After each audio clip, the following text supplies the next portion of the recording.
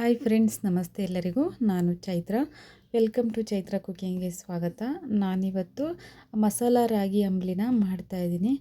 ಈಗಂತೂ ಇನ್ನು ಜನವರಿ ತಿಂಗಳು ಕಳೆದ ನಂತರ ಬೇಸಿಗೆ ಶುರುವಾಗುತ್ತೆ. ಈ ಬಿಸಿಲಿಗೆ ನಮ್ಮ ದೇಹ ತುಂಬಾ ಈಟ್ ಆಗೋದ್ರಿಂದ ನಾವು ಈ ಥರ ರಾಗಿ ಅಂಬಲಿನ ಮಾಡ್ಕೊಂಡು ಕುಡಿಯೋದ್ರಿಂದ ನಮ್ಮ ದೇಹ ತಂಪಾಗಿರೋಕ್ಕೆ ಸಹಾಯ ಆಗುತ್ತೆ. ಹಾಗೆ ಈ ಥರ ಅಂಬಲಿ ಕುಡಿಯೋದ್ರಿಂದ ಯಾರೆಲ್ಲ ವೆಯ್ಟ್ ಲಾಸ್ ಮಾಡಬೇಕು ಅನ್ನೋರಿಗೂ ಸಹ ತುಂಬಾ ಯೂಸ್ ಆಗುತ್ತೆ. ರಾಗಿ ಅಂದ್ರೇ ಹೆಲ್ತಿ ಫುಡ್ ಆಗಿರೋದ್ರಿಂದ ಅದರಲ್ಲಿ ನಾವು ಏನೇ ರೆಸಿಪಿ ಮಾಡಿದ್ರೂ ಹೆಲ್ತಿ ಫುಡ್ಡಾಗೇ ಇರುತ್ತೆ. ಬನ್ನಿ ಇವಾಗ ರಾಗಿ ಅಂಬಲಿ ಮಾಡೋದು ಹೇಗೆ ಅಂತ ನೋಡೋಣ. ಮೊದಲಿಗೆ ಒಂದು ಪಾತ್ರೆನ ತೊಗೊಂಡು ನಾನು ಈ ಕಪ್ಪಲ್ಲಿ 1 ಕಪ್ಪಷ್ಟು ರಾಗಿ ಹಿಟ್ಟನ್ನು ತೊಗೊಂಡಿದ್ದೀನಿ. 1 ಕಪ್ ರಾಗಿ ಹಿಟ್ಟಿಗೆ 5ರಿಂದ 6 ಕಪ್ಪಷ್ಟು ನಾನು ನೀರನ್ನು ಅಳತೆ ಮಾಡಿಬಿಟ್ಟು ಸೇರಿಸ್ಕೊಳ್ತೀನಿ. ಇದನ್ನು ಅಂಬಲಿನ ಫುಲ್ ಲಿಕ್ವಿಡ್ ಥರ ಮಾಡ್ಕೊಳ್ಬೇಕಾಗತ್ತೆ. ಹಾಗಾಗಿ ನೀರನ್ನು ಜಾಸ್ತಿ ಹಾಕ್ಕೊಳ್ತಾ ಇದ್ದೀನಿ. ನೋಡಿ, ಇವಾಗ ನಾನು 6 ಕಪ್ ನೀರನ್ನು ಸೇರಿಸ್ಕೊಳ್ತಾ ಇದ್ದೀನಿ. ಈ ರಾಗಿ ಅಂಬಲಿನ ಮಾಡಲಿಕ್ಕೆ ತುಂಬಾ ಕಡಿಮೆ ಸಮಯದಲ್ಲೇ ಮಾಡ್ಬೋದು. ಇವಾಗ ಕಾಲು ಸ್ಪೂನಷ್ಟು ನಾನು ಇದಕ್ಕೆ ಪೆಪ್ಪರ್ ಪೌಡ್ರನ್ನು ಸಹ ಸೇರಿಸ್ಕೊಳ್ತಾ ಇದ್ದೀನಿ. ಹಾಗೆ ರುಚಿಗೆ ತಕ್ಕಷ್ಟು ಸ್ವಲ್ಪ ಉಪ್ಪನ್ನು ಸಹ ಹಾಕ್ಕೊಳ್ತಾ ಇದ್ದೀನಿ. ನೋಡಿ, ಇದಿಷ್ಟನ್ನು ಹಾಕ್ಕೊಂಡಾದಮೇಲೆ ಒಂದು ಸ್ಪೂನಲ್ಲಿ ನೀಟಾಗಿ ಮಿಕ್ಸ್ ಮಾಡ್ಕೋಬೇಕಾಗತ್ತೆ. ರಾಗಿ ಹಿಟ್ಟು ಸ್ವಲ್ಪನೂ ಗಂಟಾಗದೇ ಇರೋ ಥರ ಚೆನ್ನಾಗಿ ಇದನ್ನು ಮಿಕ್ಸ್ ಮಾಡ್ಕೋಬೇಕಾಗತ್ತೆ. ನೋಡ್ತಾ ಇರ್ಬೋದು ಯಾವ ಥರ ನಾನು ಮಿಕ್ಸ್ ಮಾಡ್ಕೊಂಡಿದ್ದೀನಿ ಅಂತ. ತುಂಬ ಚೆನ್ನಾಗಿ ಮಿಕ್ಸ್ ಆಗಿದೆ. ಇವಾಗ ನಾನು ಇದನ್ನು ಸ್ಟವ್ ಮೇಲೆ ಇಟ್ಬಿಟ್ಟು ಚೆನ್ನಾಗಿ ಕುದಿ ಬರೋವರೆಗೂ ಕುದಿಸ್ಕೋಬೇಕಾಗತ್ತೆ. ನೋಡಿ, ಕಡಿಮೆ ಉರಿನ ಇಟ್ಬಿಟ್ಟು ಇದನ್ನು ಕುದಿಸ್ಬೇಕಾಗತ್ತೆ.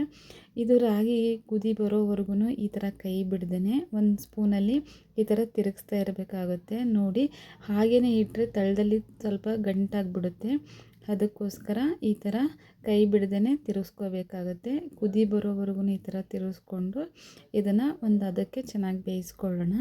ನೋಡ್ತಾ ಇರ್ಬೋದು, ಇದು ಕುದ್ದಂಗೆ ಸ್ವಲ್ಪ ರಾಗಿ ಗಂಜಿ ಗಟ್ಟಿ ಆಗ್ತಾ ಇದೆ ತಾನೇ.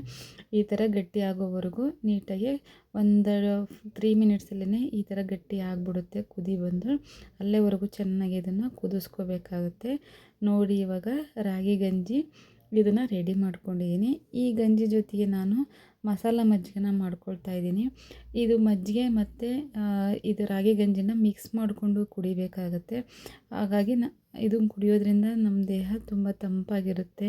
ಹಾಗೆ ಮಾರ್ನಿಂಗು ಬ್ರೇಕ್ಫಾಸ್ಟನ್ನು ಸ್ಕಿಪ್ ಮಾಡಿಬಿಟ್ಟು ಡೈಲಿ ಮಾರ್ನಿಂಗ್ ಇದನ್ನು ರಾಗಿ ಅಂಬಲಿನ ಕುಡಿಬಹುದು. ತುಂಬಾ ಆರೋಗ್ಯಕ್ಕೆ ಒಳ್ಳೆಯದಿದೆ. ಬನ್ನಿ ಇವಾಗ ಮಜ್ಜಿಗೆನ ಹೇಗೆ ಮಾಡೋದು ನೋಡೋಣ. ಮೊದಲಿಗೆ ನಾನು ಒಂದು ಬೌಲ್ನ ತೊಗೊಂಡು ಅದಕ್ಕೆ 1.5 ಕಪ್ಪಷ್ಟು ಮೊಸರನ್ನ ತೊಗೊಂಡಿದ್ದೀನಿ. ನಾನು ಗಟ್ಟಿ ಮೊಸರಾದರೆ ನೀವು 1 ಕಪ್ಪಷ್ಟು ತೊಗೊಳ್ಳಿ ಸಾಕು.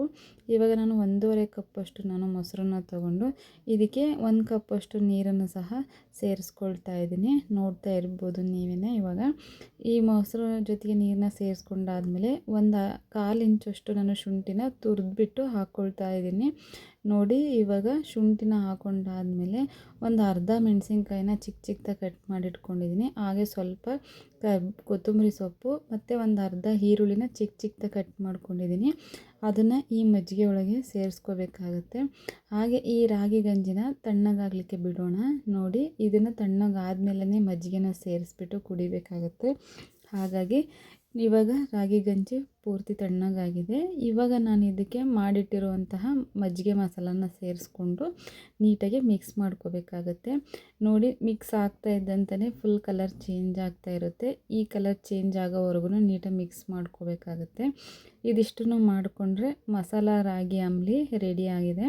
ನೋಡಿ, ಇದನ್ನು ತುಂಬ ಹೆಲ್ದಿ ಫುಡ್ಡಾಗಿ ಸಹ ನಾವು ಇದನ್ನು ಸೇವಿಸ್ಬೋದು.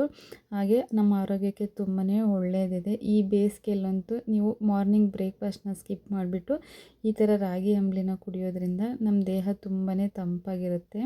ಹಾಗೆ ನಿಮಗೆ ಈ ರೆಸಿಪಿ ಇಷ್ಟ ಆಗಿದ್ದಲ್ಲಿ ಚೈತ್ರ ಕುಕಿಂಗ್ ಚಾನಲ್ನ ಸಬ್ಸ್ಕ್ರೈಬ್ ಮಾಡೋದನ್ನ ಮರಿಬೇಡಿ. ಹಾಗೆ ಕೆಳಗಿರುವ ಬೆಲ್ಲೈಕನ್ನು ಕೂಡ ಪ್ರೆಸ್ ಮಾಡಿ.